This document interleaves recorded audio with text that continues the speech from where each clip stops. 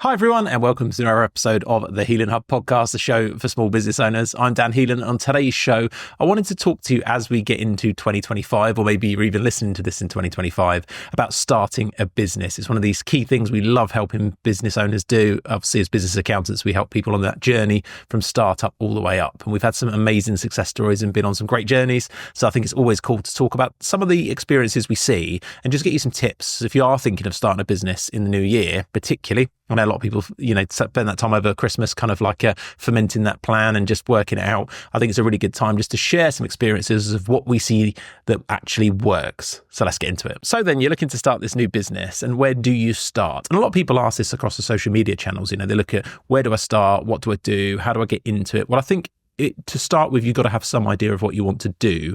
And we'll talk about that in a bit more detail. But I think if you wake up in the morning and you think, I want to start a business because it sounds like a great idea, I'd challenge you to dig into that a bit more, because it comes with a lot of things, as we're going to talk about, where, this is going to be your life for probably the foreseeable rest of it in a way, unless you've got an exit plan to sell it, build it and sell it. But I think you've got to really enjoy what you do, and you've got to kind of enjoy that process, and you've got to be into the thing you're doing. So where we see, I suppose, if we were looking at it in a negative, where we see the most business failures, it's normally where people start a business because they think being a business owner is cool, they want CEO on their LinkedIn profile or whatever the case may be. And actually it's just not for them. They're not passionate about it enough to really know. So I think if you're looking, you're at that stage where you're like, I want to do a business, but I don't know what, start thinking, dig into that a bit more, and then maybe revisit if you do really find something where you've seen like, look, I'm really into this thing. I know this really well. And actually I can see there's a place in the market for this. And I think that, I could do a better job than the existing people that are doing this, or whatever the case may be. But I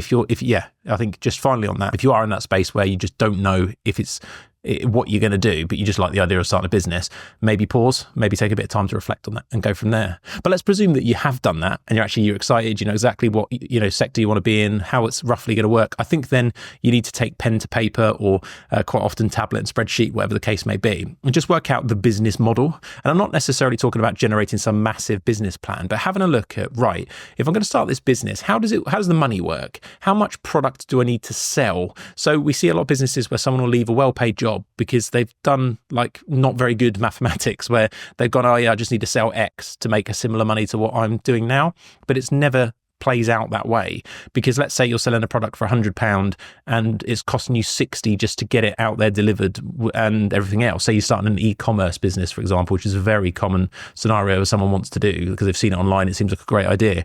They fail to factor in all the extra costs of, Amazon or whoever else, and it eats into the profit. And actually they only make 20% of that £100. Before then, they've got to pay telephone, websites, accountants, whoever else might be the case, and they don't actually make any money for them. So doing that initial mathematics of and just working it out and being like, okay, do I actually make any money, or working it backwards to be how much then of that product, knowing that I'm only going to make, say, 20%, do I need to sell to be able to pay myself? And doing that and planning it out into some really, really basic spreadsheet. In actual fact, if you want help with a bit of a format, you can go to, if you go to heelanassociates.co.uk and just type in Cashflow in the search engine. We've got like a Cashflow blog, and it helps you. There's a free, really, really basic spreadsheet that just helps you. It's got, columns, and you just stick in what's going to come in and what's going to go out in various categories. And you can see your bank balance moving up and down. And that's even just the most basic place to start, and just make sure that those things work. Because part of the reason that I want you to do that is I want you to take whatever time you think in your head that it's going to take for customers and clients to start paying you, and I want you to extend it doubly as long, because in our experience, it takes a lot longer to get businesses going and regular revenue to come in. The internet is, we'll talk about this later, is not just this instant thing you can switch on and then away you go. So you've got to think about, well, what happens if it takes longer to get customers? What happens if my customers don't pay me on time? All that kind of stuff. And then you can get really clever if you wanted, and then start factoring into account, okay, well, I've actually got to pay some tax out of this money. How does that work? So if you really do know for day one, you're going to be VAT registered, for example, because you're going to be generating a lot of money, you got to factor in VAT and how that might impact it as well. But that's probably a bit further down. For a lot of people starting the business, you won't need that bit, but just think tax in the back of your head is always something that normally people miss. But if you can just get the other basics done, I think you'll be ahead of most that are doing this. And then many business owners forget, how much cash do I need to survive on personally? And you've got to work that backwards. You've got to think, can I do 6 to 12 months with no money? because in a lot of cases that might be the case. However, I don't want you to think there is this myth that, all businesses run at a loss for 5 years. It's absolute rubbish. They don't. It's definitely true that they struggle in the early years. Absolutely, for sure. There's no question about that. But I think that this myth that it's fine and you should just accept that it's going to lose money is untrue. I think you should always be aiming to make a profit, but you do need to be aware that your own personal life is probably going to take a hit unless you're really, really can get going quick and you've got something very high profitable. For most owners, it's a reduction in quality of life, I guess, for this. So you've just got to plan that, have a look at that bank balance on the spreadsheet when you do it and just see, well, yeah, look, I'm going to need to leave some money in to keep buying stock or to, invest in this piece of equipment or anything else. What's actually left for me? And make sure that you're willing to take that risk and that cutback of life and think about what happens here. What is my runway? How long have I got? How long can I do this for before I just got to call it a day? Because for a lot of owners, that first year particularly is really, really tough. And then once you've decided all that, you've really convinced yourself that yes, the numbers work, then you're going to look at, okay, what's my offering? We see this a lot particularly with clients, whether out networking or, we run a networking sort of do event here in the office every month, and people come in and you ask them what they do. They're not very clear about it. So it's just being really understanding of what are you actually selling? What's the price going to be? What does the service cover? What are the benefits to your client and your service? And that sounds really obvious, but it really isn't. When you ask somebody, what do you do? And they'll go, how much does it cost? Well, it depends. Okay. How do you help? Or they'll say like IT is a great example. They'll say like, I'm some systems analyst. I'm like, that's great. But how do I, when I meet you networking, how can I help you gain customers? Or, the whole point of going networking is that you sort of spread the word of what you do and that, people think of you next time they hear these certain things. But if you're not clear about who you help and how you help them, it's very difficult. So not necessarily suggesting that you go away and just hone this amazing elevator pitch, but I think just being able to concisely and very shortly explain to somebody how much it roughly costs, what the type of person you're looking to work with might look like and how it helps them, I think would go a long way. So knowing that offering.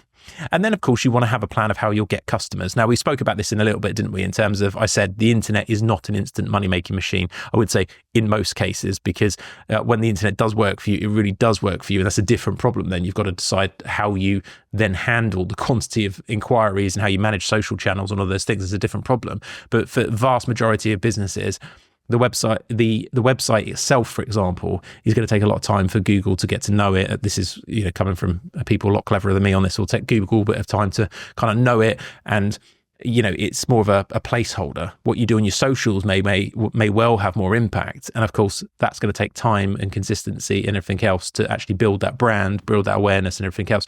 But having some sort of plan other than I'm just going to get a website and list stuff is going to be helpful. Now, what we have seen is, and we see this a lot, is we see a lot of business owners, say mid-30s onwards, where they've done this thing where they've got a career, they've been in the sector for a long time, and then they make the switch into doing whatever they're doing. So say they've been in recruitment. I think if you go back to a podcast right at the start of time that we did with a lady called Jane, she talked about her transition from recruitment job to recruitment business. And, she's been phenomenally successful doing what she's doing because she had, all of the networking. Her network existed. She knew the sector really well. She knew all the contacts. And we've seen a lot of that. So if you're transitioning from one sector to another that you really know and you've got the contacts, this may be a lot quicker for you, a lot quicker. So I always think that's interesting when you're talking to young people who want to be in business. I'm like, actually, sometimes the best thing you can do, I think, is stay in employment, really get to know the sector. If the sector is the thing you want to start the business in, get all the contacts, know the pricing, how does the business model really work, and understand how you might differentiate yourself and make yourself different to the existing kind of arrangements is going to be quite big. So, but anyway, do think about that plan. What is my plan? And if it comes back to and all you've got is post stuff on the website and post on LinkedIn, and that's about it, and maybe put stock images up on Instagram, I think you need to revisit that, or be happy that strategy is going to take a long time to kind of do it, and just make sure that's factored into your plan that we spoke about. So, and depending on where you feel that line is, you're obviously going to make that the income on your spreadsheet or your bit of paper take a lot longer to come in than you would if you've got all the contacts and it's a pretty guaranteed kind of business model. So check that. Now, then you get onto the more boring stuff. Once you got this plan, you know what you're doing, you've got some idea of how much your cash is going to last for, you know what you're selling, you've got a plan to how you're going to get your customers, then you should be having a look at, okay, now I want to go to market. What am I kind of legally doing here? Am I a limited company? Am I a sole trader or self-employed? Those two terms are interchangeable. Or am I a partnership? There's a very similar feel to it. And if you want to know any more of that, you can either listen to more of the podcasts where we talk about this stuff, or over on our YouTube channel at youtube.com/Heelan Associates. We've done an absolute ton of content around whether that's a good idea for you or not.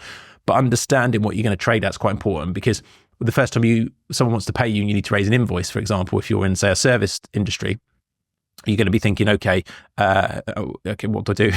How do they pay me? What bank account are they paying into? All that kind of practical stuff. So make sure that you got some idea of what you're going to trade as, and do some research into whether that's a good idea.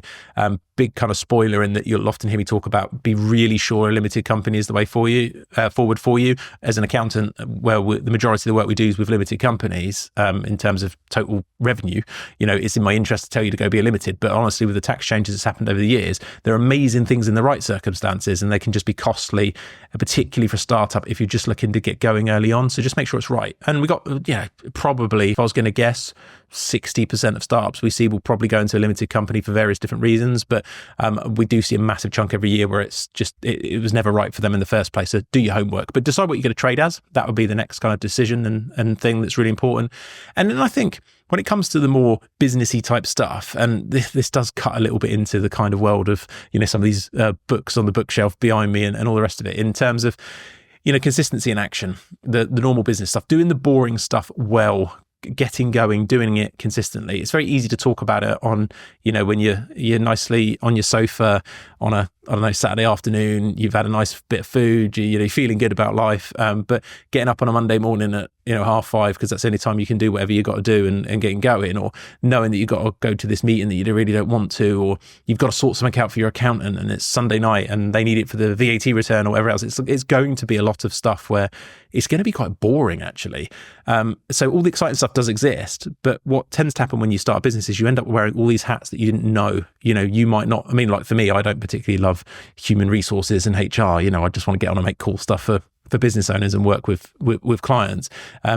But it's an absolute necessity for a business of our size. So you have to kind of, get good with doing the things that you don't necessarily enjoy, and surround yourself with people that can help you do this stuff. So, whether it be that you don't like your bookkeeping and you find a bookkeeper or an accountant, or whether, like in my stage, HR, you can't outsource it all, but you definitely can get support in those areas. It's looking at those things, or maybe marketing's not your thing and you want to hook up with somebody that can help you with that. But in the early stages of startup, you probably haven't got the money for all of this. So you got to do a bit yourself, and you've got to be willing to do it. So if you do decide to commit into doing a podcast or, a YouTube channel, or you're going to post on Instagram, you're going to be a TikToker in terms of your presence. That's the channel you're going to concentrate on.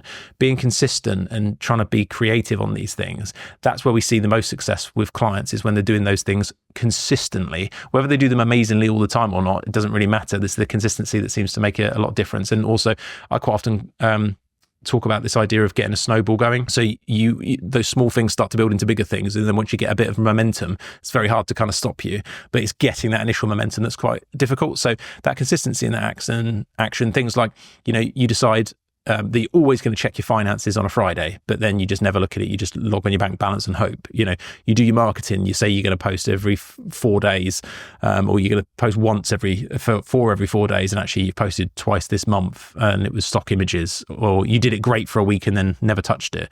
Or this prospect you spoke to once, you've never followed up with again. And that's a whole nother video about follow-up. But follow-up's so important in the sales arena, and you just haven't done it. You've said you're going to consistently send a newsletter out on a Thursday, and you haven't, and it just never gets any traction. So keep going. We see massive success with people with consistency and action. And then while we're on that, because I think it ties in, just know that it doesn't have to be perfect. So it won't be perfect, in fact. And I think you've got to come to terms with that early. It's just like, look, this is not going to be perfect. Launch it anyway. As long as it's good enough, you're not going to embarrass yourself. I mean, software companies do this all the time, don't they? And games designers and people, if you're in that world, they'll launch things that aren't perfect and then tweak later. And in our experience of seeing what clients do, it's better to launch, learn and tweak than not to start at all. Because that getting in there, learning and doing it's a bit like the whole social media thing. You can craft these amazing one-piece videos and spend loads of money getting a perfect crew to do it, but actually you probably learn more by just sticking an iPhone camera on and talking to it and seeing what happens and what people like, and then you can decide whether you want to get better. And the same with, say, Instagram or TikTok. All these kind of things. It works quite well. That analogy works quite well in those lines, but it works with a lot of things. If you've got a really good idea for what you think the market wants in terms of your service or product, and you launch it, and it all looks relatively pretty, but maybe your leaflet you're not 100% happy with, well, just lob it out and get it done. See what people want, see what the feedback is. You can tweak your leaflet later, you can tweak the price later. You can tweak it tomorrow. You're a small business, you can do what you want. This is the cool thing about it. So just know that it's not going to be perfect. You haven't failed if it doesn't work. And if you talk to probably anybody that's been in business for a long amount of time, you look at the amount of times they change things, it's actually incredible. And the amount of times things have failed, you just don't tend to hear about them. You only see the ones that do really well. So just know that it's completely fine and just get it launched, get it done and play with it. You've got to have that kind of like a light, playful attitude with it and don't get too sad when it doesn't work. Obviously, if you're going to commit tons of money to it, you may be sad, but in most cases with startups, it's not that at all. It's more your time investment that's the sad thing. But everything's a learning scenario. So bear that in mind, know it's not perfect and get going. And then finally, it's worth talking about when we're talking about these key tips. So we've talked about the basics of, make sure that actually on paper, this thing works. You know what you're selling, why it's a good idea, how to explain it to somebody. You've got a plan for getting customers. You've decided you're going to not be a limited company or you're going to be a limited company. And then you're there, you're launching your product. It's not going well. And let's say it hasn't gone well. Let's say that first customer's got your product and doesn't like it and comes in your DMs on a social channel and says that your product's rubbish or whatever the case may be, right? Then this is the final tip, and it's a bit of a kind of a fluffy one, and that's just to say that, look, prepare for the strain. I think there's a couple of things, particularly in startup world, is that it can be quite lonely. You are there. If you take on a team, then you can have an amazing people. I'm very lucky to be surrounded by amazing people, but ultimately you're the one with the responsibility and no one's going to care as much. They might care 99%, but the extra 1% is always going to be a you problem. So just know that is the case. And so I think often the best way to do that is surround yourself with other people, particularly other business owners that are going through the same thing. So if you've got communities you can be part of, if you can be part of networking groups that do real life meetups, go out of that comfort zone, meet these people, talk about it. I've seen some amazing through our own work with having a networking group and being part of them over the years as we grew the business. Some of those people are absolutely, friends and professional colleagues that you can pick the phone up and bounce things off of. And they often will share, because everybody in business has, it's never all plain sailing. Everyone think it is. It really isn't. There's always things that go wrong or something you've mucked up with or something like this. And they're amazing support groups for just bouncing that off. And people are quite open about it as well, about their own struggles, I think. So I think going there, finding those groups is going to be really important as well. So that would be my final tip for doing it, is prepare for the strain, but help yourself by getting involved with the community and the business communities that's out there. And then they tends to double up with a great networking because people want to help people also on the same journey as them. So there we go. Hopefully you've enjoyed those tips. If you have enjoyed the show, be sure to subscribe via your favorite podcast app so you never miss an episode. Obviously, I know a lot of you find it through Spotify. We're also on YouTube now with this. We've got a separate channel that is listed if you want to go and kind of half watch me talk into a mic about this. If you're listening to it on there, you can do that as well. Please do share it with anybody you think needs to know this information. If you get a chance, if you can review it or put a few words on whatever app you're in or stick a few comments on YouTube, that'd be great. It's always good to interact. If you did have any questions on the podcast, you can email in at info@heelanassociates.co.uk, or if you go to the YouTube channel, you can drop them in the comments for the episode, and I'll always it might take a little bit of time, but I'll always come back to you in there if I can and help you out there. So that's it. Well, at this point, I really wish you the best for 2025. Hopefully, if you are starting a new business, it's going to be awesome. And finally, if you do look to get, one of the things I always talk about is I say keep good records. It's the number one tax saving tip. You're going to need it to do your tax return. Something called Making Tax Digital is coming. You're going to need some sort of software. And if there is one of the key ones you can see behind us, there's a few of them that we use and we're partnered up with. But I think that right now, Xero is in the best space if it's a cloud-based product. And you can go to heelanassociates.co.uk/Xero. And there's a nice discounted version of it there that you can get yourself going on. So if that's for you, go and grab a license there. That's it. Have a great 2025 and I'll see you in the next one.